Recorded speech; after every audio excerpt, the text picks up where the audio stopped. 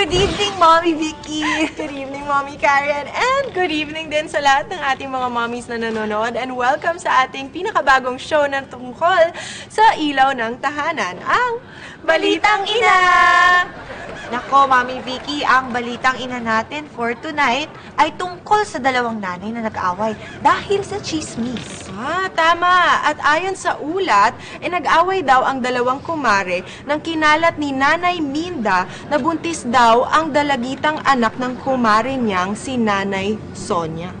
Pinabulaanan naman ni Minda at sinabing hindi sa kanya nagmula ang storya.